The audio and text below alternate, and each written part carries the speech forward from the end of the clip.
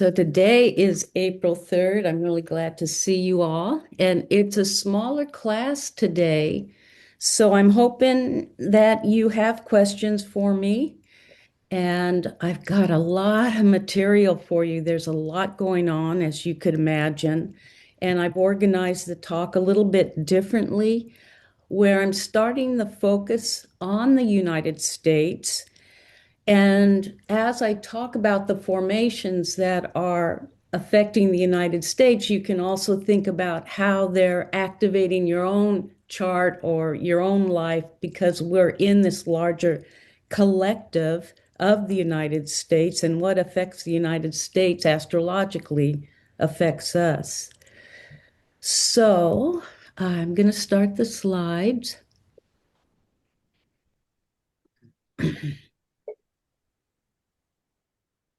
Okay, so I'm offering a class on profections. It's a great timing system that comes from the Hellenistic astrology, where it highlights each year a different house in your chart. So if you're interested in it, I think I sent you the handout, and you can go to my website and sign up. It's a great little system to use. Very seems very accurate, gives a lot of information. I brought this photo of the Scorpio constellation because I like to connect us to the sky because that's what we're looking at.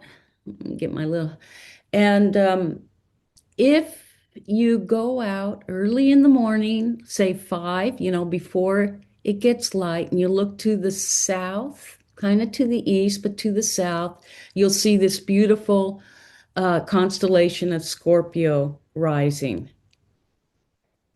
It's kind of laying over the horizon.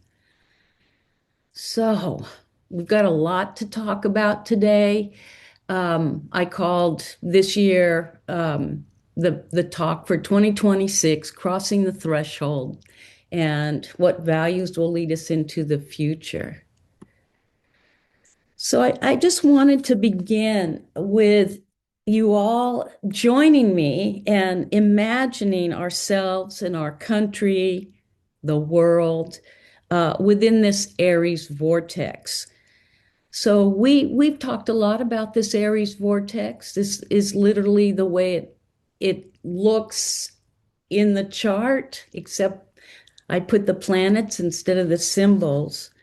And it's a dynamic, very dynamic archetypal field that we're in right now, a unique planetary alignment of, as you can see, Uranus to Pluto. That's the trine. That's a fast-moving, disruptive energy that's seeking to transform, but it's disruptive as it comes in.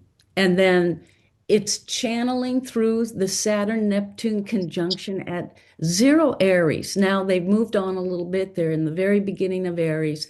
So this Saturn-Neptune conjunction is happens once every 36 years, but it hasn't happened in Aries at the 0 degree Aries for our history that we know of. So the Uranus and Pluto together in their trine are transformative forces that become these channels for evolutionary change. And at the same time, with Saturn and Neptune conjuncting in 0 Aries, the beginning of Aries, they're igniting and initiating a new cycle. Something's trying to be born. And we're going to talk more about that. So this formation activates, as I said, disruption, change, and potential transformation for the United States. We'll look at where it's happening in the United States. We have looked at some of that already in the past, but we're going to review it as the more we review it, especially as the events take place, the deeper the meaning is, the deeper our understanding of it is. So we could look at the United States as standing at a threshold where its foundations, the very foundations of our country, are shifting. And at the same time, there's indications by the astrology that the past is rising into the present. So in April, we're in this very charged field because Mars is also coming in. Let's see if I have a picture of that. There's what it looks like in the chart. Here's where Mars is coming in, and this is April 9th. Um, so it's Mars adds fire to the situation and it charges it up. It's an igniting force.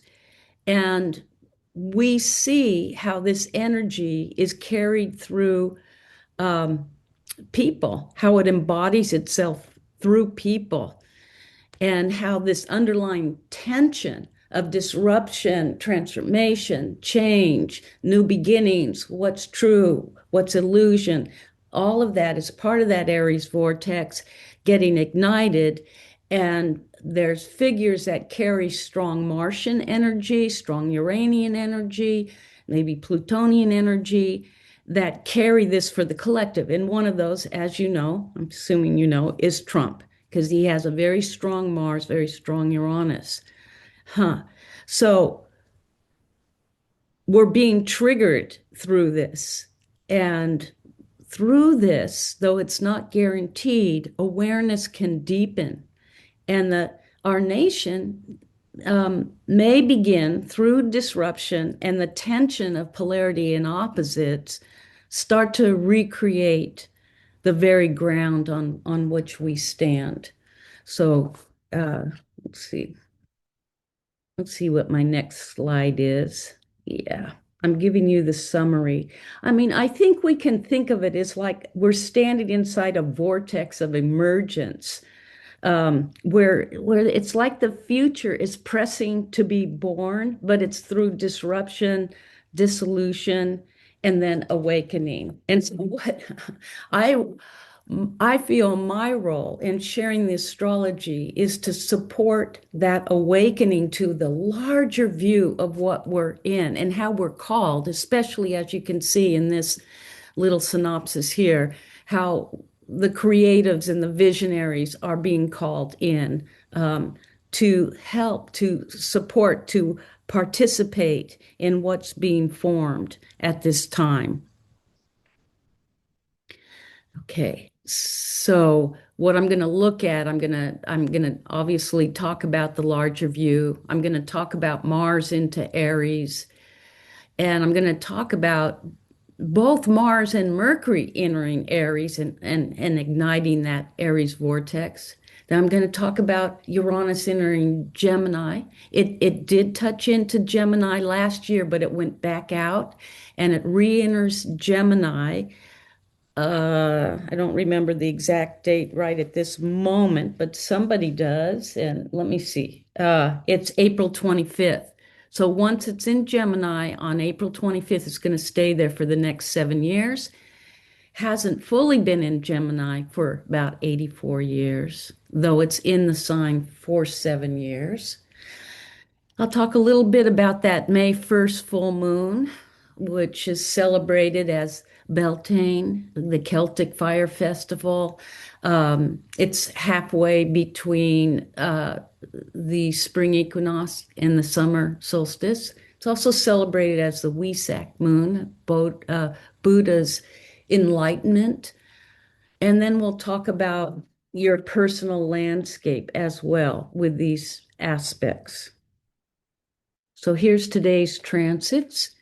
You can see that Mars is still in Pisces, but there's the conjunction. It's starting to separate a bit. There's the sun. There's Uranus at the end of Taurus. That's Sedna. So let's go on and see. I had so much information that I'm just going to encourage you to kind of go with the flow, try to just feel what I'm talking about because I am kind of allowing the layers to be seen of what's taking place right now. And then again, as I said, I'll open time for questions. So this was yesterday's chart, but here you can see, even though Pluto's at 5 Aquarius and Uranus is at 28. They're still in a trine and they're funneling out through that Saturn-Neptune conjunction. I wanted to remind everybody that we're in the year of the fire horse, which is a fast moving, dynamic yang fire energy. And I just wanted for us to think about how we're feeling this energy this year. And this description of the year of the fire horse is interesting because it says it engages with hunches and intuition, moving into decisive action and uncovering hidden agendas, rebellious against restraints, and with the need to take risks. So that 2026 has the energy of change, breakthrough, and redirection of one's course. So I would ask you, how are you feeling that? But we can see it happening on the national stage, and we can almost feel like who's engaging in hunches and intuitions and then decisive action. We can ask those questions because that's the character of this time. So, what I'd like to do today is start by looking at the United States and thinking about, wow, it's a nation at a threshold. And how is that happening? So, what I'm going to do is I'm going to explore these aspects of what's happening to the United States chart. And we'll see it together. But the foundations, the very foundations of our country are being affected by the Saturn-Neptune conjunction. And so we're looking at what's of illusion, what's real, what new beginning can we make that is creating these foundations for our time moving forward. And then we're looking at transiting Pluto on the South Node. So you can just listen to this if it seems overwhelming. It basically says that something from the past is arising, and it's arising so it can be seen and transformed. And then we'll be seeing transiting Uranus, trine natal Pluto. So here, and I'll show you the picture of it, but it's basically about rupture and breakthrough in our systems and ideologies and looking at what our collective values are. We'll also see that transiting Uranus is squaring the United States moon. And so that's the moon in a chart for a country is the people. And so there's an awakening and an unsettling of the people that brings disruption, protests. And then we'll see that the nodes, the transiting nodes, are square Uranus. It's been said that it affects our nervous systems. It kind of increases the frequency, but I'll talk about it in more detail.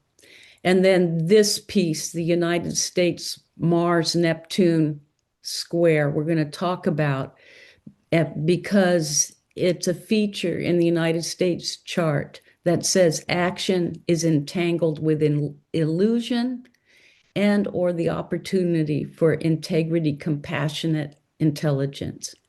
And we'll see how the Mercury retrograde has also activated the USA chart, which we're out of it now, but it's just finishing where it's been during the retrograde phase. So here's the United States chart, and you can see, as you've seen this before, that the Saturn-Neptune conjunction is right at the bottom of the chart. And what does that mean? I think most of you have a sense of what that means, but I'm going to talk a little bit more about that. This is called the nadir, the bottom of the chart. This angle at 2 Aries is called the nadir. It's our root source. And so we would say this conjunction of Saturn and Neptune touches the deepest root of our national psyche. It's where foundations, memory, and the sense of home reside. So here, Saturn will bring kind of the weight of reality to us at a deep level. Um, it checks what's true or what's false. And then it wants to create a new structure. When you have transiting Saturn going through a fourth house, this is the fourth house, it's like a new beginning to create uh, a firmer uh, uh, structure for the foundation of your life or the country. But with Neptune, Neptune will dissolve those old structures as a prerequisite to imagining what new structures, what new systems, what new foundations can come in. So it can dissolve what's been idealized or hidden. And it creates this moment where the ground itself feels uncertain. So all the old narratives about our origins, our belonging, our identity may start to unravel, may start to be seen um, as the new foundation tries to take on form. And because it's happening down at the bottom of the chart, uh, it's invisible to us. It's less about immediate visible events, but certainly we're seeing them. We are seeing this process happening, but it's deep. And because it's opposite our midheaven, which is our public standing, which is where leadership is, it's also about a long-term reconfiguration of the inner ground from which leadership, direction, and our collective identity arise. So, what's happening is the United States is being asked to confront what is real at its core and to release what's no longer viable, and then to begin to recreate the foundation upon which its future will stand. Now, you can think about your own chart also, and we've talked about this quite a bit. Where's Aries in your chart? What is trying to be reimagined? How are you engaged with reimagining structure? How is the old dissolving? And the next aspect I want to talk about is that not only is Uranus transiting, where Uranus is in the heavens right now, transiting Pluto, but it's also, let's see if I have a picture of it. Okay. It's also, I'm going to go back. It's also trining our Pluto because we've just had a Pluto return. So I'm going to talk about that. This is very significant. Um, so let's go here. Uranus in Gemini trines Pluto in Aquarius. So Uranus is going to go into Gemini soon this month, and this aspect is peaking from last year to 2030 on collective and personal levels. So we're looking at a trine between the planets.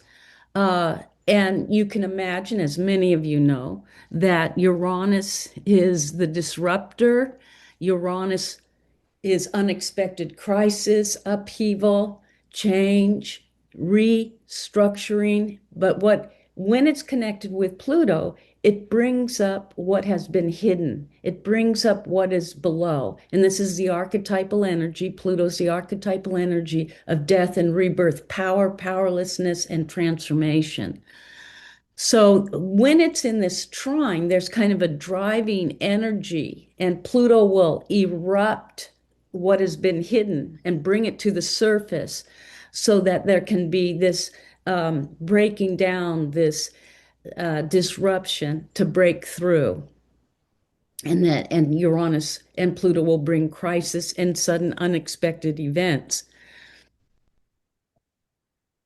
So you can feel this is happening. Now, from an astrological point of view, this is the process that leads us into the Saturn Neptune conjunction of starting something new.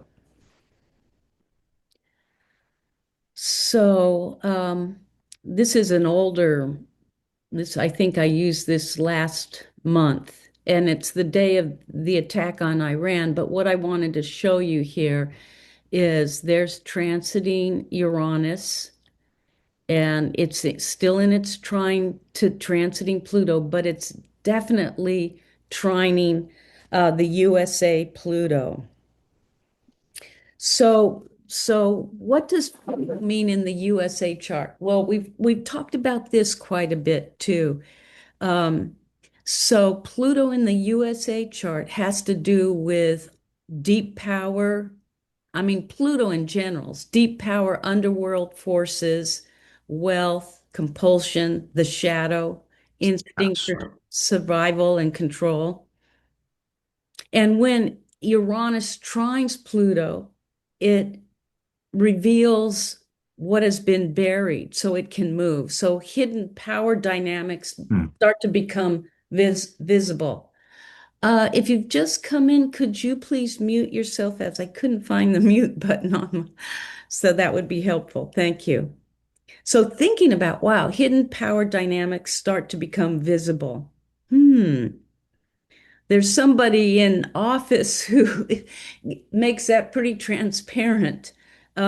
There's destabilization of entrenched structures, intensified pressure for transformation.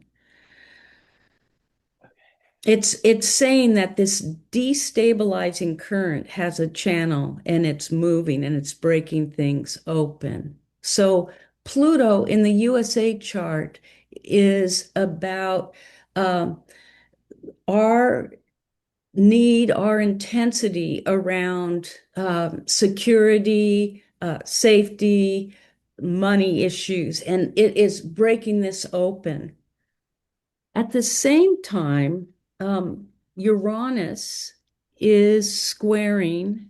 Let's see if I have that in. Yeah, Uranus is squaring the USA moon, which is very significant because the moon in a country's chart reflects the people. And so we could say the square, which adds more tension, it's saying the emotional body of the United States is being jolted and being jolted awake, being stirred. Then there's a lot of shifts in moods and heightened reactivity and this restless drive for change.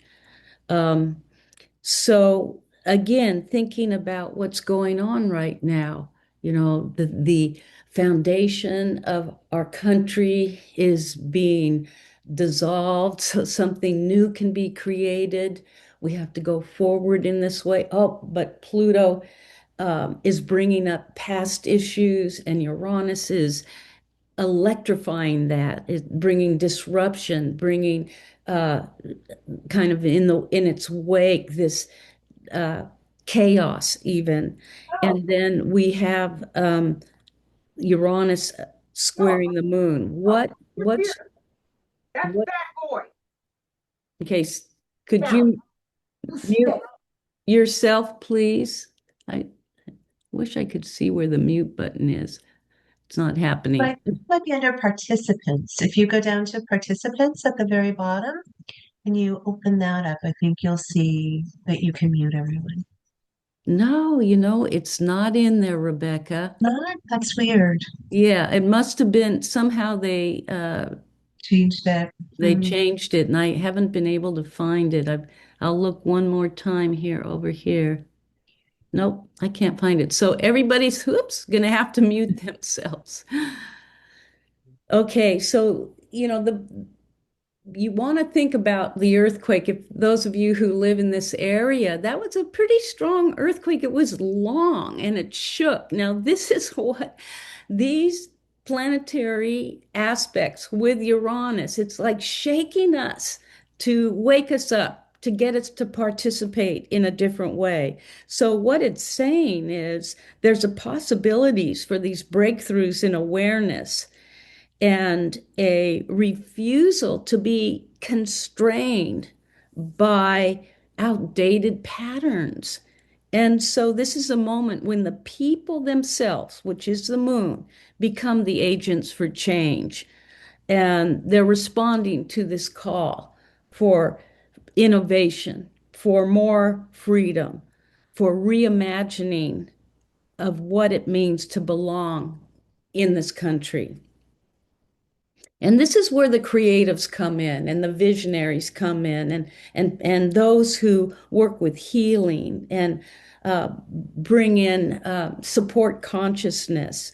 It's like our perceptions of what's going on want to be expanded here. And there's people who are receiving new systems, new way of looking at things that are being activated. Now, the other thing that is happening, so we have quite a few things happening. As you can see, it's like a storm of things triggering change in the United States. As you can see, Pluto is on the USA South Node. This is transiting Pluto on the USA South Node. And that would happen once in 250 years. So it's very noticeable. And our South Node is about our need for security and our relationship to money.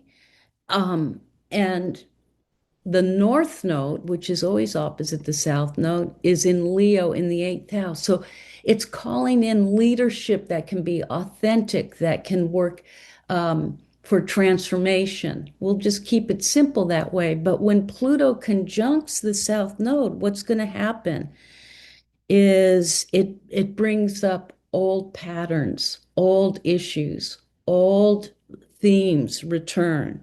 We could look at that as like the war. We could look at it as some of the issues that we're dealing with in our country around capitalism and wealth, because this is a second house.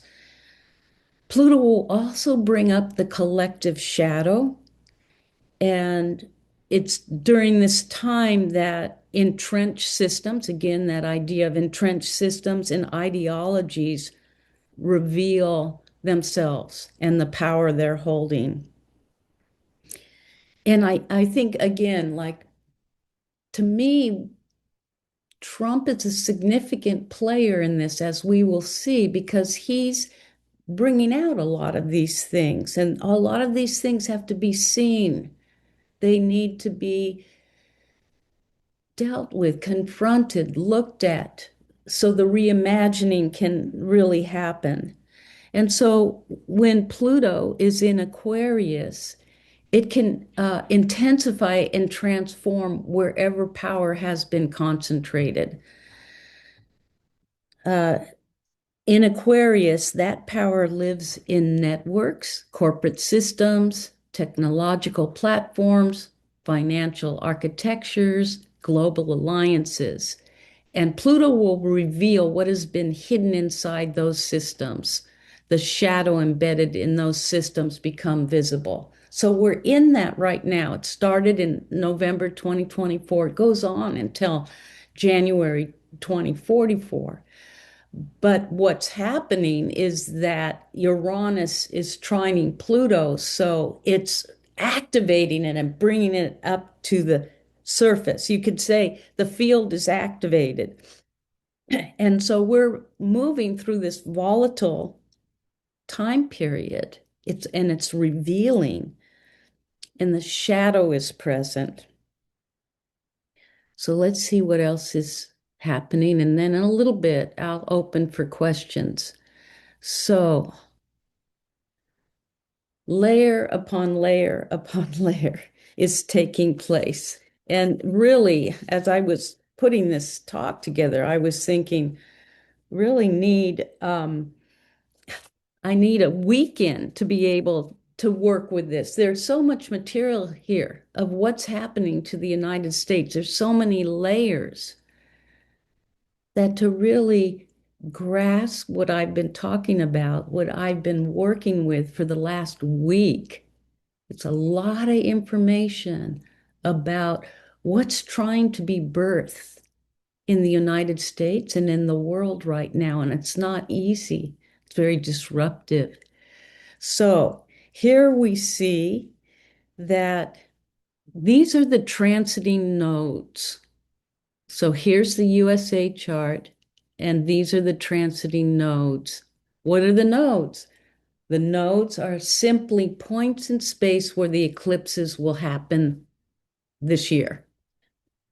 But we look at the north node as what do we need for our growth, for our fulfilling the destiny? And what do we need to let go of at the south node, not focus so much on in the south node in order to fulfill the destiny that's being called right now? So you can say that when the north node is in Pisces, then it's really moving, it wants to move us into more holistic systems. It wants to move us into cultivating more empathy and imagination and connection with the spiritual and integration with the spiritual.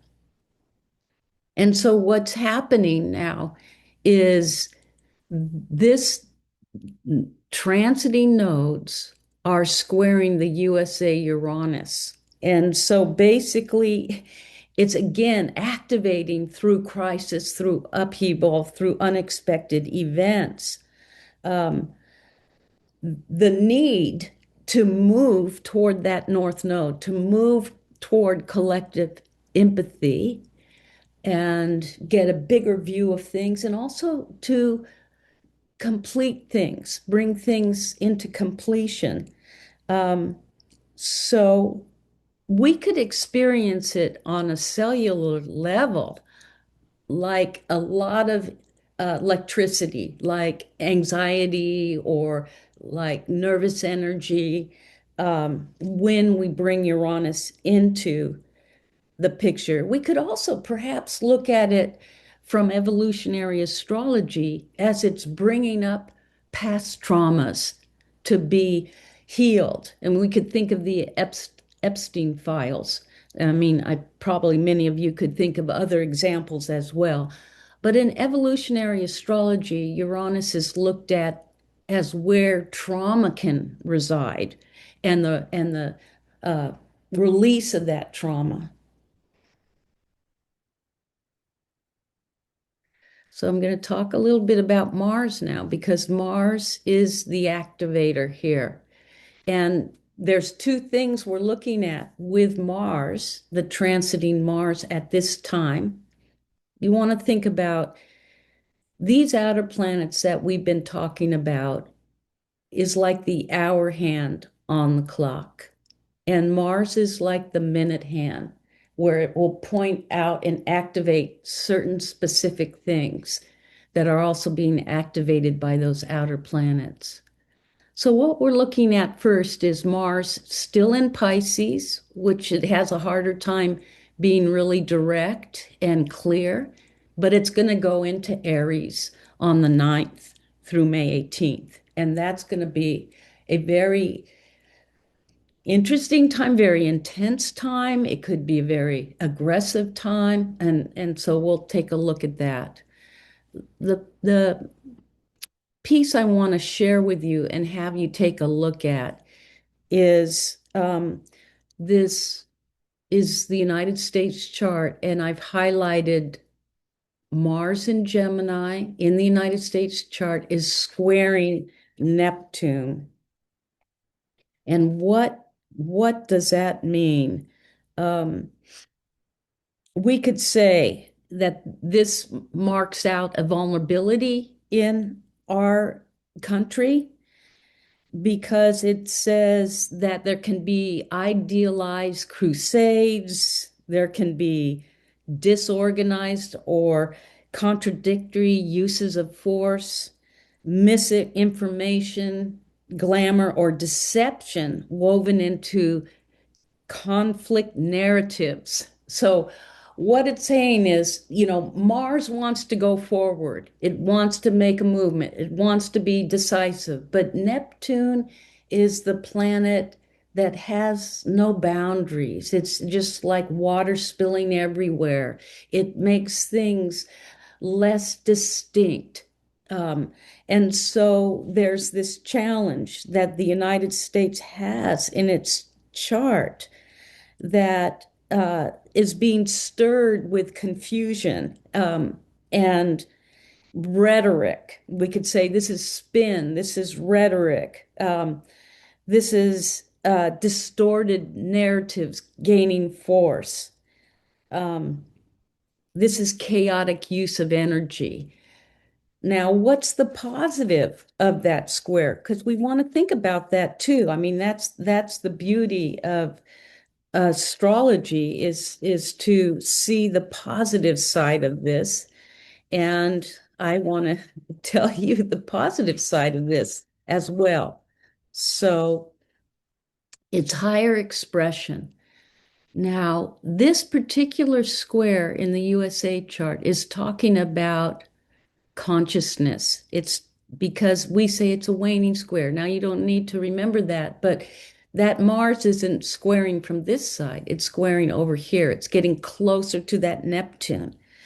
And so it's asking, it's inviting the country as a whole for maturation of how action, truth, and vision are woven together.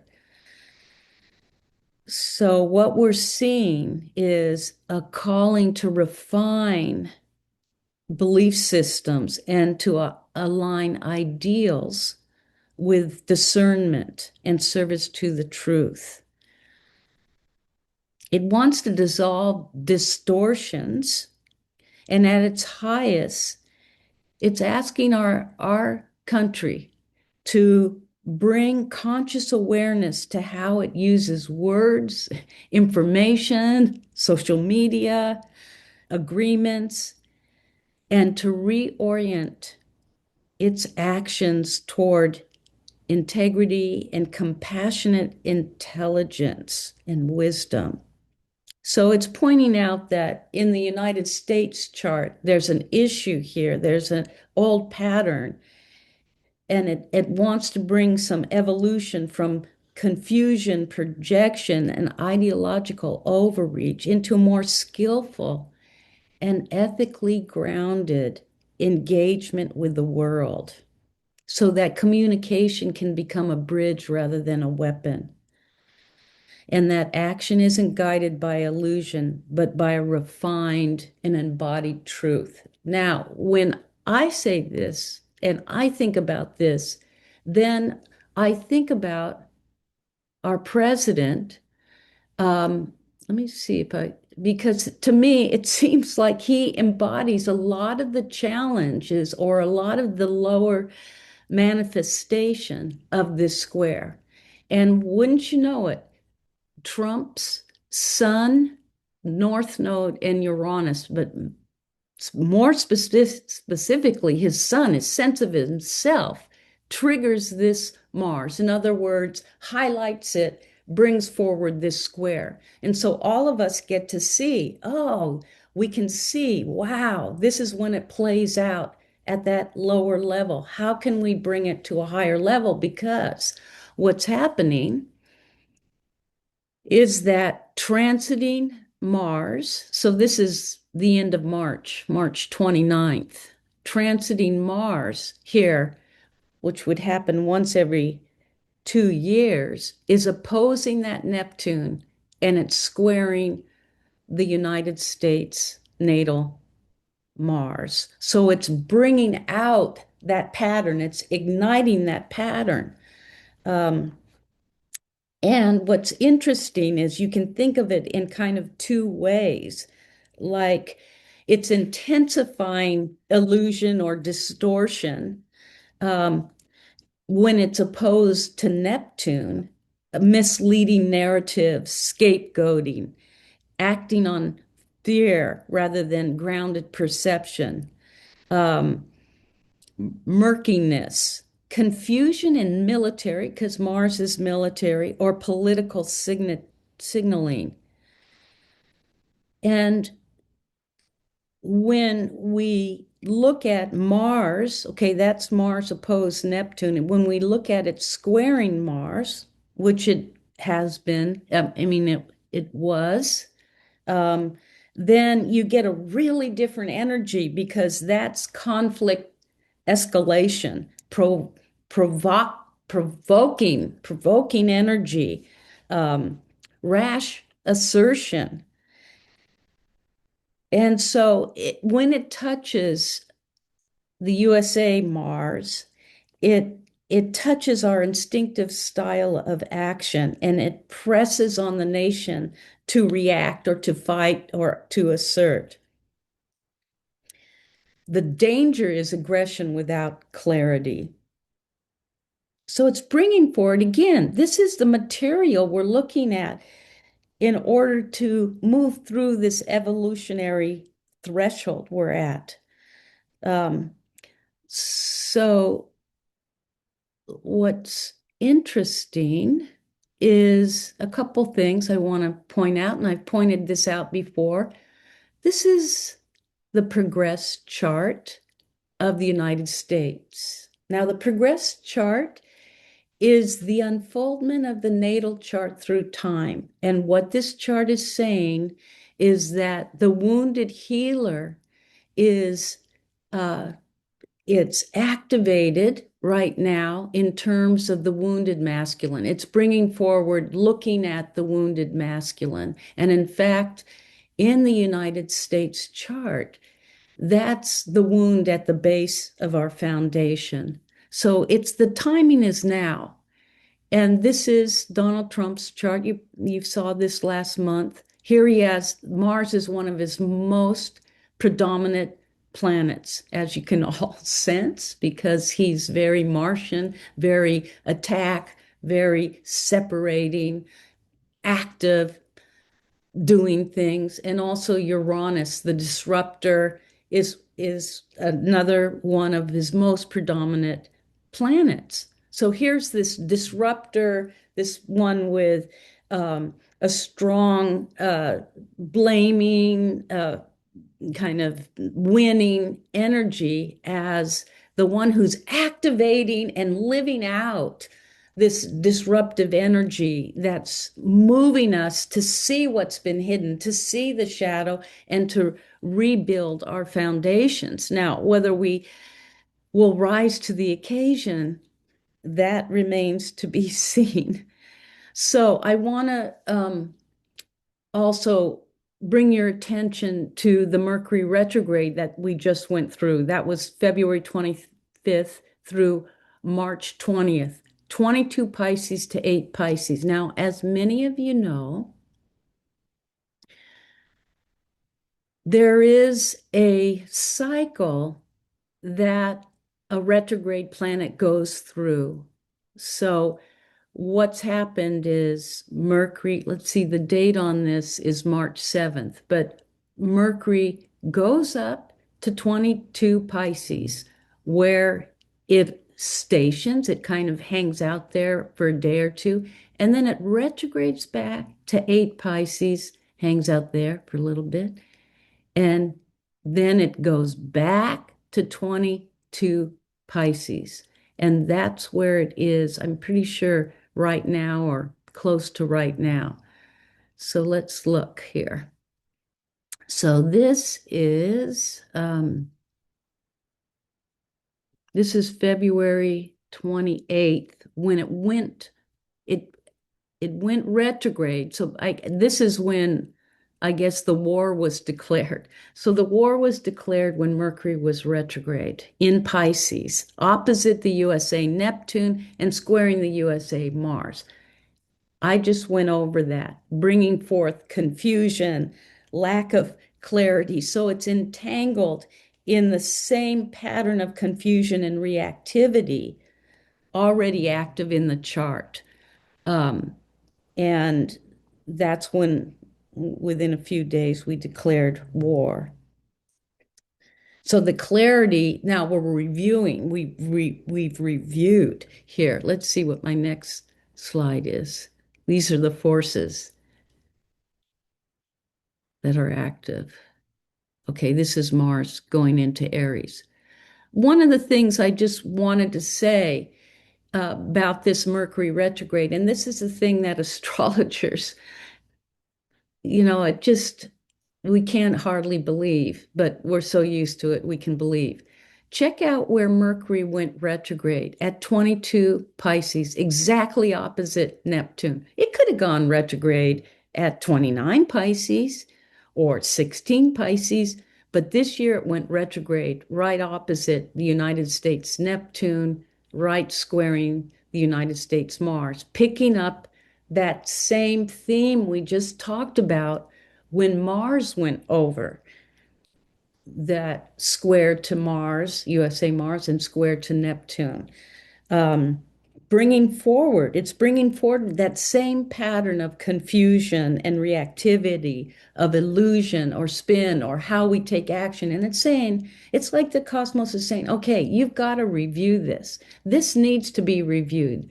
And if it can't be reviewed by those in leadership, then it's saying this is a time for the people. As you can see, Uranus squaring the moon. There you see Mars on the moon. And in fact, that eclipse, solar eclipse in February, was also on the moon. The people are being activated. And so each of us are participating, and each of us are here to help support this transformation, give form to this transformation of our country. That's a big, it's a big deal. Now, what's interesting is this Mercury, it goes back to 8 degrees Pisces. So it sits on the North Node. Now, it could have gone back to 1 degree Pisces. It could have gone back to 11 Pisces, but it goes back and it sits conjunct the North Node. It's like there's this big calling to review what's needed at this time.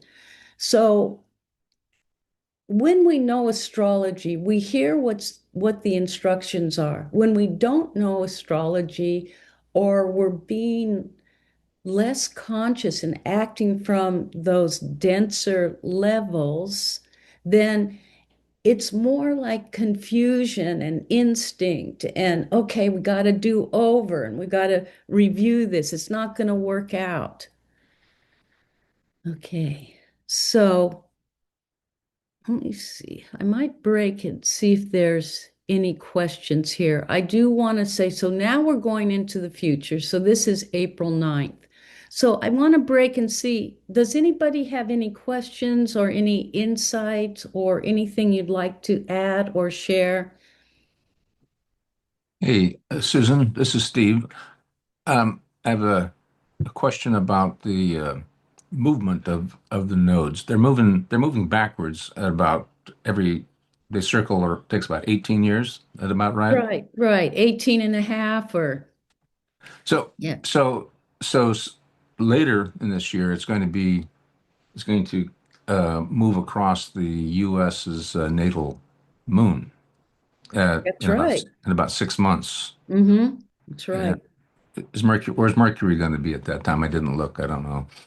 Well, you can look. I'll let you look at that.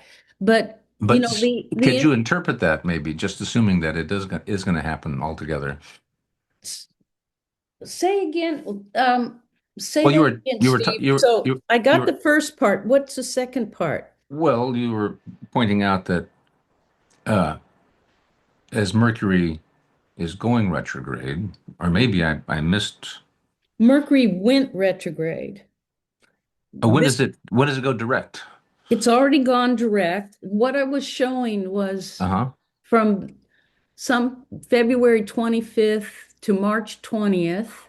It was retrograde, and in that time, war was declared on Iran. And I was showing how it was bringing up an aspect of the United States chart or its qualities where it really is working with moving from spin, propaganda, illusion, lack of clarity, uh, to going to getting clear and more integrated, uh, from a more holistic point of view. So that's what I was trying. I was trying to show that that aspect between Mars and Neptune is a challenging place in our chart in the USA chart. That's Absolutely. I see that, and I get it. I understand better now what you had said earlier, just now with you re-explaining it to me. Thank you.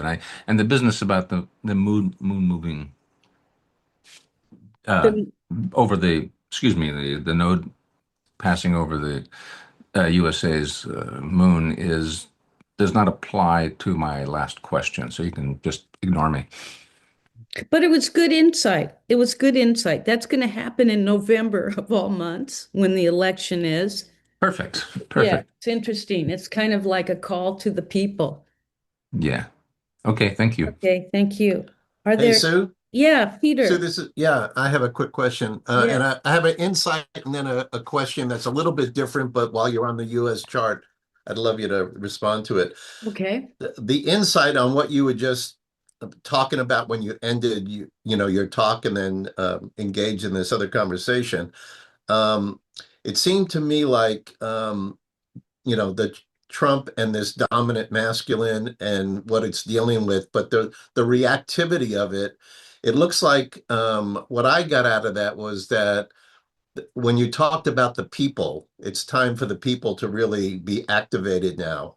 But I'm seeing two different ways of activation going on. Maybe one at a lower consciousness Right. where it's also reacting to that reaction. You know Yeah. what I mean? So whether it's, just being angry and pissed off or whatever, but then at a higher consciousness level, it seems like that's where it's like people thinking about what's the future, what's the vision, let's get clear. But there's a tension amongst the people because Exactly. you probably a whole spectrum of levels of consciousness there. So I, I don't know what we do with that, but I just wanted to share that as an insight that I had. And then Well, I'd love, go ahead, Sue. I Thanks. just wanted to add to that. That's very much what the square is, Peter, because it's Uranus square the moon. So that's tension. There, and so it is describing Uh, what you're describing. There's a tension that's happening, and then the different levels of awareness. And it's right before Uranus goes into Gemini, which I'm going to talk about, which uh, ushers in a whole other, small era, a 7 year time period that really, for me, supports creative, innovative, inventive people and actions and creations. So go ahead and mm. Oh, beautiful. Okay, so yeah, I want to hear that part. So here's my other question. When you were talking about again Uranus squaring the USA moon, and people becoming agents of change and what needs to be born, what I started to think about was the billionaire class and AI. yeah. And there's a sense that they are just driving a future for us without any consideration of, it's more driven by money and Hmm. profit, and they're pushing their own innovation without guardrails, so to speak, Hmm. where the people are being confused and left behind a little bit in this thing. Hmm. So I didn't know if you had any insight because you talked about the second house at that time. Yeah. So I'm thinking about the billionaire class more like, what's your insight there? Yeah. Yeah. Well said. I think, uh, there's probably a number of different ways we could look at that, but I think it's part of this whole piece, just like you're bringing up, which is with Pluto in the second house of the United States chart, it's saying that in the beginning of our country, we had to transform our values. We had to transform the way we found security. And so security is the second house. But with Pluto there, it's saying this is can be about power versus powerlessness. And so that power can gather in this area, and then it's going to need to be transformed. So we're in that time period right now, being that we just had the Pluto return, which has never happened in our country before. It's ignited those issues, those topics. And with the South Node in Aquarius, we might say, oh, yeah, this is the issue that's up. This is Aquarius, is technology, AI, um, and it's lighting that up. And one of the ways we could at least look at the South Node in the second house is that we prefer, as a country, there's kind of a pull to stay in what feels secure, power versus powerless, money, our the way we deal with money, our capitalism, where the chart is saying the North Node number one, it needs a kind of heart-centered leadership. That's North Node in Leo, that is continually allowing transformation. That's the eighth house. Transformation to happen where leadership is, so Leo, leadership is tuned in to the collective psychological realm, other people's money. This is also other people's money, where the growth comes, where there's that kind of leadership, but it pushes us to an edge where we have to periodically, really periodically transform where we've been. So we're not holding on to the old systems. I think that's capitalism. It's gone to the extreme of power, and that's that Pluto next to the South Node. So I hope, is that helpful, or is it clear in any way for you, Peter? Yeah, no, that's really good. That's very helpful. Thank you. And so what's significant right now, particularly in what you've mentioned, is that Pluto, transiting Pluto, death, rebirth, what has been below, coming above, let us see it. What is hidden, coming above, let us see it. It's activating the past way we've held on and grown into power.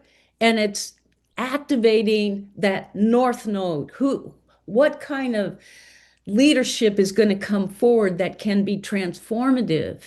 This is our destiny, that it comes from a heart-filled place. That's Leo. So that's what's being asked of us. You don't hear it talked about too much, but we could probably think, I don't know if Ma'am Donnie is like that, or, some of the visionaries definitely. And, things that those visionaries and creatives work on. It's being called forth right now. Okay, are there any other questions?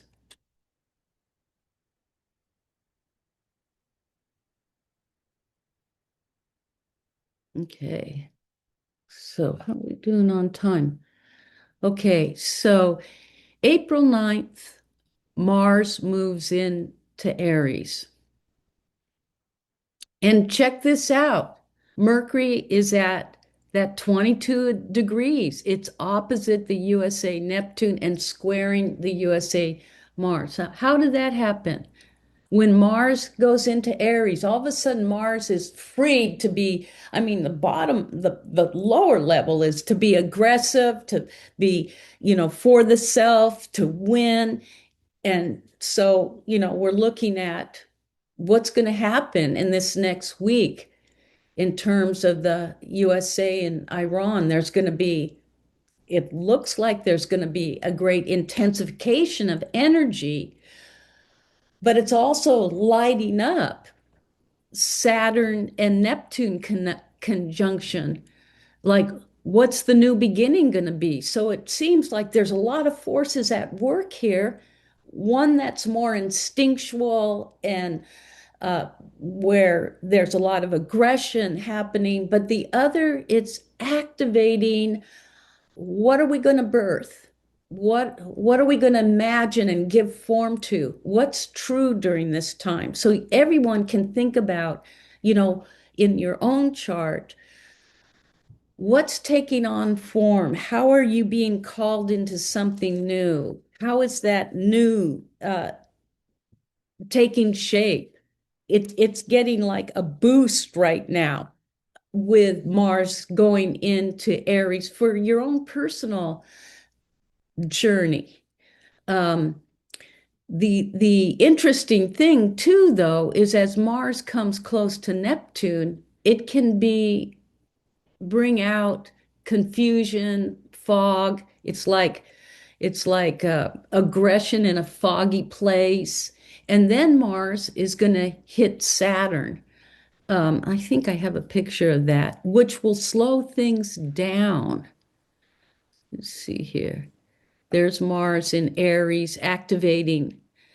I think there's a lot going on beneath the surface in terms of what are going to be our new foundations. Russell Voigt, who was part of the 2025 report that they made for Trump, he gave form to his imagination of what the country could be. But the country's having a reaction to that and wants to bring out other visions. And so there's an energy in reaction to what was created last year and a igniting of a birthing of something new. I hope I'm not being too abstract as I speak to you, as I'm translating these symbols. Okay, so then Mercury goes into Aries. So look at all this Aries we have. So this is April 15th when Mercury goes into Aries. And you can see Mars is getting closer to Saturn, which is interesting. It is said that Mars is exalted in Capricorn, meaning that Martian force, that energy of doing, of going for it, of taking a risk, of assertion is getting disciplined. It's getting slowed down so it can achieve its goal, which is to climb to the top of the mountain. So that's the energy that's coming in, even though there's all that Aries energy. So, if I was to say, what's going to happen with the war, it feels like it's going to get really intense, but I could definitely be wrong, especially as Mars is conjuncting Saturn. So let's see if I have that picture. Here's the new moon in April. You can see all that Aries energy right now. So for those of you who are working on projects or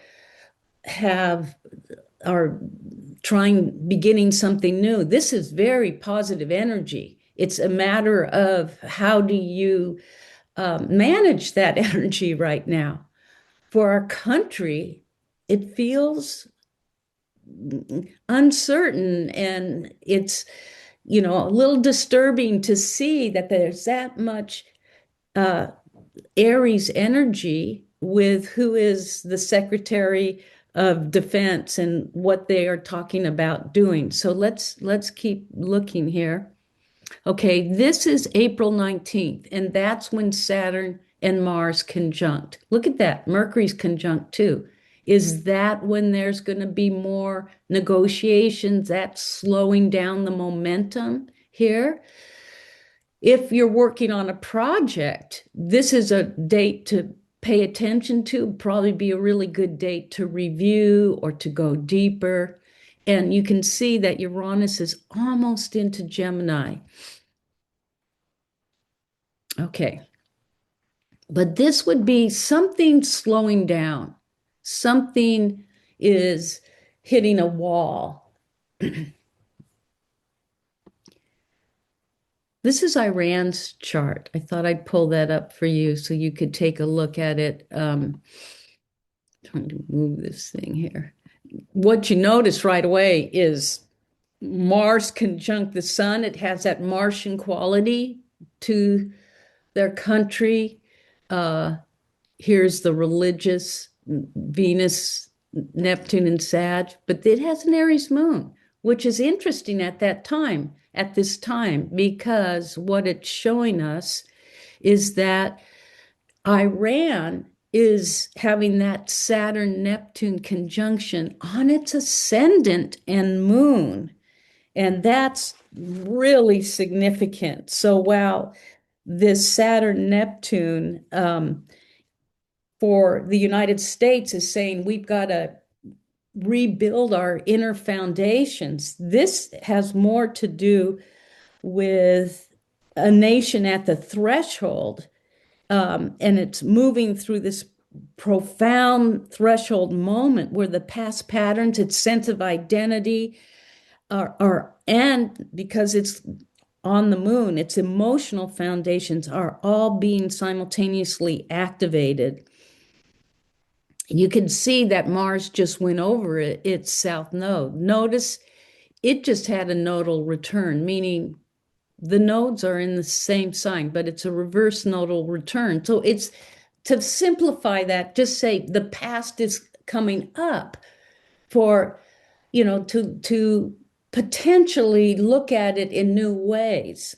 But that the old karmic patterns are being reactivated with that Mars crossing the south node. And then early mid-April, Saturn Neptune conjuncts the ascendant. So it says their identity is under it's under reformation. It's being taken apart to be put together in a new way. It's dissolving. And it's trying to rename its sense of itself in the world, but it's the old identity is dissolving. Something very profound's going on in that country. We see where they're controlling the straits and they're fighting back, but there's a lot, just by the astrology here, there's a lot going on. The people may feel very controlled at this time with Saturn on the moon, but also something is wanting to be born in terms of a different sense of self in this country. And don't you think it's very interesting? So looking at that bigger picture, that Saturn-Neptune conjunction is conjunct the USA nadir, which is one of the angles, one of the first things you find out when you cast a chart is those angles. And this is the root of the self. Something about our deeper, earlier foundations are being taken apart, dissolved, so something new can come in. But this is on the ascendant, another angle, and these two countries have engaged, and I'm not even bringing in Israel because that would be way too much, but have engaged as they go through these threshold moments in redefining themselves. And we can see that, the USA has been redefined through the Trump presidency, but it's also activated awareness to continue that redefining. We're not yet landed where we're going to be. And I think the same is for Iran. So says it's hardship. Saturn on the moon, that's hardship. And an increased pressure in daily life, that's the moon. But then what's going to happen? Let's see if I have a picture of it. Look, that Mercury, Mars, Saturn's going to be on their moon. And as Mars comes into that first house, then there's a shift and there's more mobilization. Will the people be able to become active at that time? I don't know, but it's a possibility because the moon is the people. But I think the biggest take home for me as an astrologer looking at the USA chart and Iran chart is that there is a reconfiguration in both countries trying to happen. Now, it doesn't necessarily mean it had to happen this way, or even the potential of what it could be will happen, but it links up the two countries in this moment of birthing something new and releasing something old. Okay.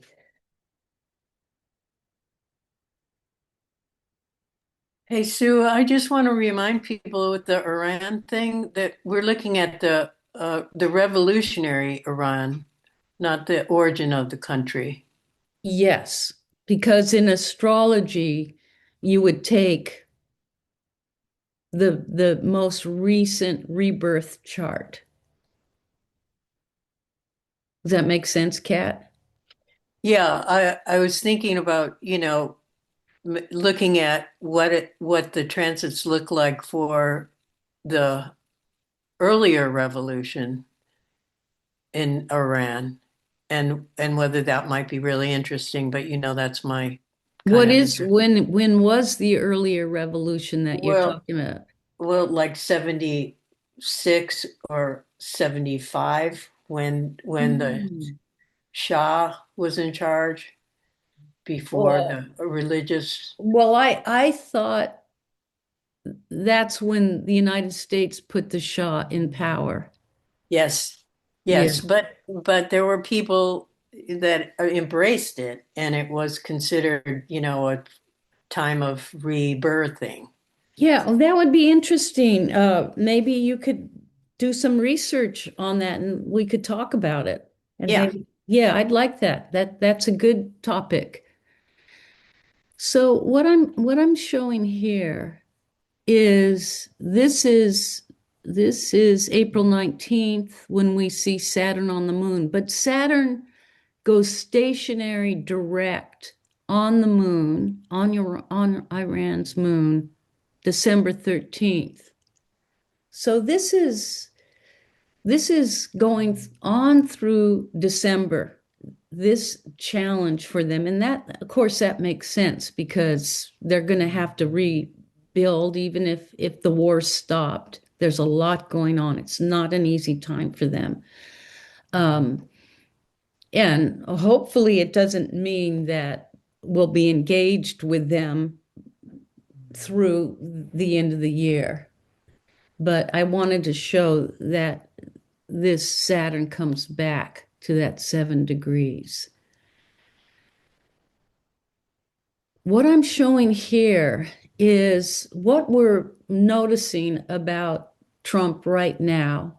This is April 27th when Saturn reaches 8 degrees Aries and it squares Mercury at 8 degrees Cancer. So we're already feeling this Saturn squaring his Mars, which is difficulty in communication, difficulty, obstruction, uh, haziness. And the Mercury is very important in his chart because it rules his sun, rules his north node. So it's connected with his identity. And so it's saying that there's a slowdown, there's a obstacle that he's having a difficulty here at this time. And then next year, that Saturn will square his Saturn, square his Venus. Next year, I think is even going to be more difficult for him. And you can see this transiting Uranus is squaring his ascendant. It's saying there's a change in him. He's changing the way he presents himself. But it also earlier this year and last year, it was squaring his Mars. And so there was a lot of impulsive actions that's kind of like who he is.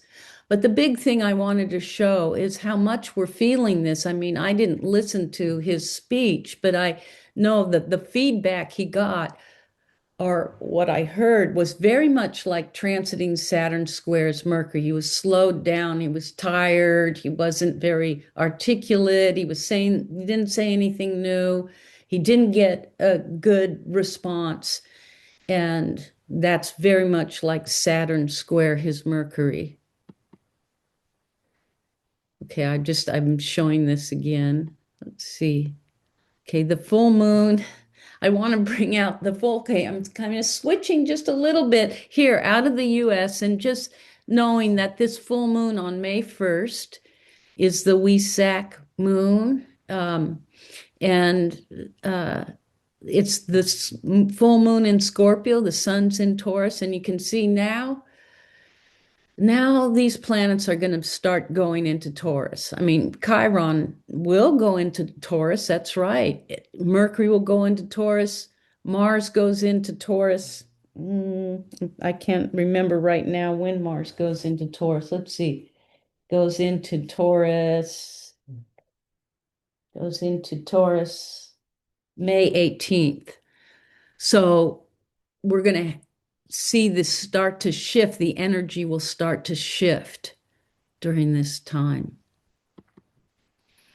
And Uranus into Gemini. This is a big deal because Uranus has been in Taurus, which, if you think of the Taurus as the earthiest earth energy, and Uranus as the lightning flash, it's kind of like, well, it's like the earthquake, definitely, that just happened. It's trying to move things that are pretty fixed. And once it goes into Gemini, into that mutable air sign, it's almost like free to let its innovative energy come forward. So when Uranus enters Gemini, we begin a new 7-year cycle that shifts the focus of awakening. So you can think of Uranus as Prometheus, bringing something from above down below to the people. It shifts the focus of awakening from the material realm of Taurus into the realm of the mind and language and connection, invention.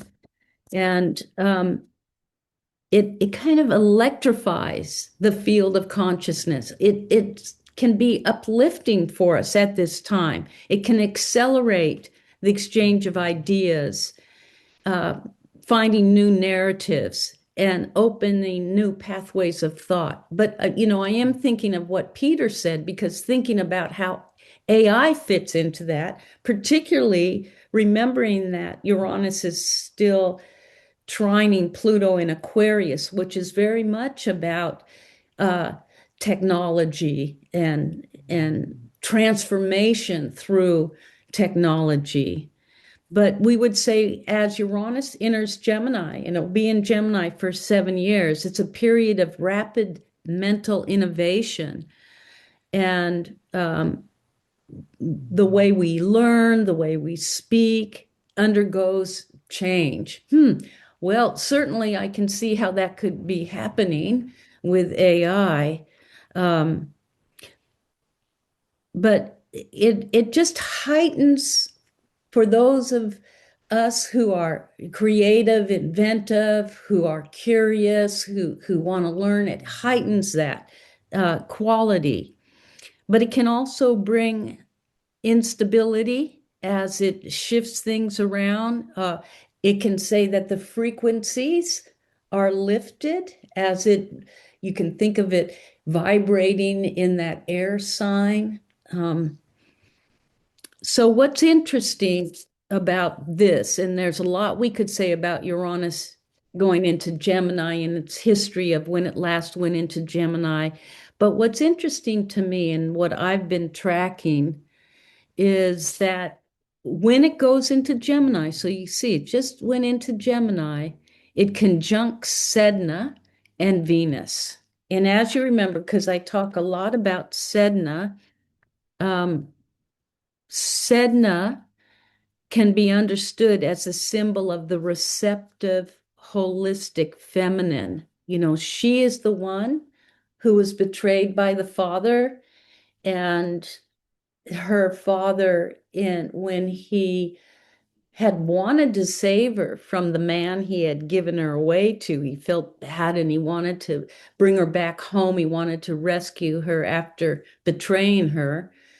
He did a second betrayal, which was when her husband, who was really a bird man, flew above them, and they're in their canoe in the waters trying to get back to their island, he created storms and the waves got very tumultuous and tall. And the father freaked out and pushed her out of the boat.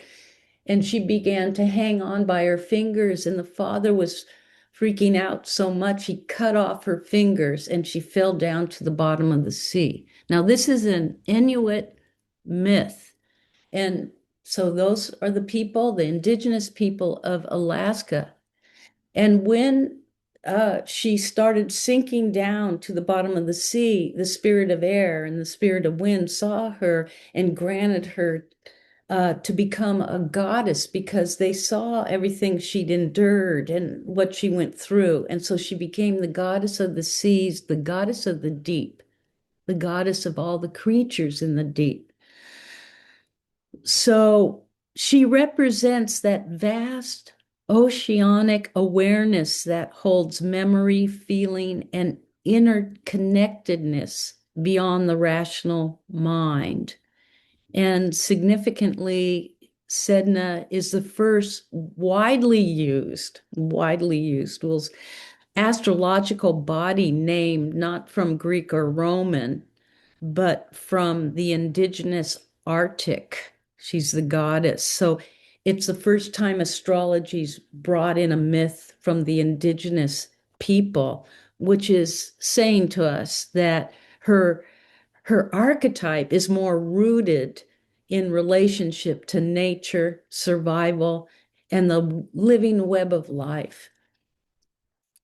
So when Uranus meets Sedna, just as it goes into Gemini, there can be a sudden awakening of what has long been submerged, collective memories, emotional truths, and ways of knowing that have been marginalized or left outside the dominant narratives. Now, you can take that idea and start playing with it because could it also address what Peter was talking about in terms of the dominant narrative of the billionaires? Could it say that, okay, we're entering this period of time? Well, maybe we have to see it over the next 7 years when Uranus is in Gemini and Sedna moves so slowly. It might, at the end of the 7 years, it might be at 3 degrees Gemini. I'd have to look it up. But it takes Sedna 11,000 years to go around the sun. So just the very fact that we as astronomers, astrologers on Earth can now see her because she's closest to the sun in our solar system, we believe then that archetype has come to awareness. So the more, I believe, the more we can share this story, the more we can share this mythology of what's emerging, what's trying to come into the collective and to be activated, the more people can share it with other people, and we can start having that awareness and sensitivity to it. And we could even see it like last year, Uranus did go into Gemini, then came out of Gemini. So it already has conjunct Sedna. How much of that is in history, in astrological history, will we correlate that with the victims of the Epstein files? You know, how much of it would we correlate with beginning to see holistically what's going on in health and in the world at large? So Venus is also involved, which is interesting that it just so happens. So we could say, so this awakening is not only mental and bringing up this relationship to nature, to the oceans, but it's also relational and heart-centered. And, you know, what is interesting as I was thinking about everything that was happening to the United States, and therefore we're within that energy field, how we are experiencing it in our heart chakra. You know, our heart chakra has been very affected by what's going on. And here it's saying something's trying to come in that's very heart-centered, and how we connect with each other and how relationships may be catalyzed or disrupted through all the new informations that are happening. Um, so the presence of Venus can also bring in integration, integration in what's revealed through Uranus and Sedna. So just thinking about what's going on, it's not like there's a prediction that, by the end of the month, all this is going to happen. But what it's saying to me as an astrologer is it's saying this is what's trying to come in. And then from now into the next 7 years, more and more of this will come in. And if you went or heard my 2026 talk, I talked a lot about Sedna at the end of the talk and how it's ushering in a certain holistic new relationship with nature and with those who have been marginalized. So it's something that is possible for us. And especially as we bring this more and more, this archetype, this energy to our awareness. So this Uranus into Gemini is opening up a lot of channels. And it would also connect with as above, so below, because Sedna is the depths of the collective. Sedna is also the farthest heavenly body, planet body in our solar system. It's way, way out there at the farthest reaches of our solar system.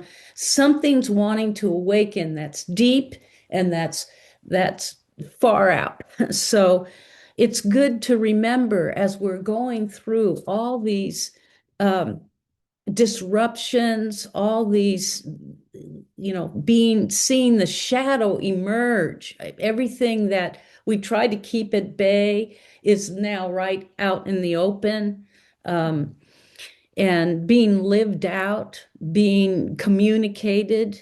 And so we're again crossing the great divide. We're moving from one era to another era, and we're in the middle of it. We haven't gotten to the other side. And it does very much seem to me that Trump is kind of the instrument, the embodiment of bringing that, what has been hidden up into the foreground, whether it's about billionaires, whether it's about women and men and the relationship, whether it's about corruption and capitalism. It's all being brought up now. And this is what is allowing us to then say, okay, we need to create a new foundation for ourselves. So I'm coming to the end of the talk. And I just wanted to bring in this imagery because I love seeing this.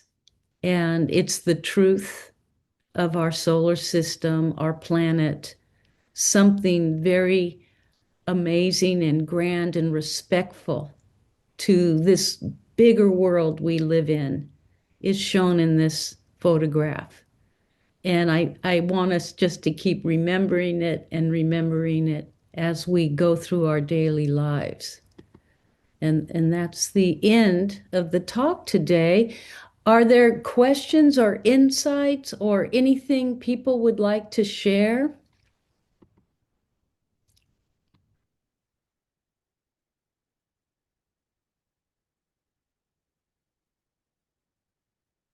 Quiet. Okay. I would be happy to go over anything. I think the biggest piece I wanted us all to get is how these forces of change are coming in through disruption and chaos and, uncovering what's been hidden. It's like that earthquake, we're in that earthquake. If you live in this area, you would have felt that earthquake. And they say I think they're saying it could be a precursor to another earthquake. We're in this kind of time.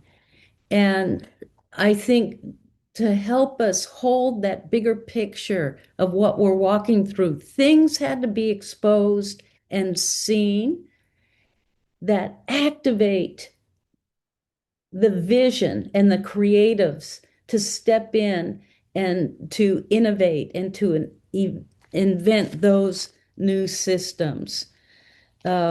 So you may be feeling during this time heightened sensitivity, waves of inspiration, times of disorientation, but there's a sense of something new trying to come in. And I'd be really curious how many people feel that. With this Aries, Aries rules courage. So it's the courage to begin, it's the courage to do, it's the courage to follow through, it's the courage to bring it out. And I think there's a lot in Santa Cruz anyway, there's a lot of creatives, there's a lot of inventive people, there's a lot of artistic people that are seeking to use this energy to express what's new, what's trying to come through. So it is said that during this time, you want to stay grounded, take good care of your body, check in with your breath, and don't overload yourself with information because there's a lot of us, especially who are interested in astrology, who are very sensitive to the energies at this time. So we all are participating in the shaping of what comes next. And we can feel the dissolving of the old forms. And I think, given the perspective that we're dealing with today in this talk, it's okay, we can let some of those old forms go. It might be personally some old forms, but at the same time, are you sensing something new coming in? And the work at the threshold, being at the threshold, is as Pema Chodron would say, be comfortable with uncertainty, remain present in uncertainty, and listen to what is trying to come in. Because, we're not having the clarity for what will come in, what is the future, but we are part of how the clarity comes into being. So that's the end of the talk today. Let me stop share. Stop the recording.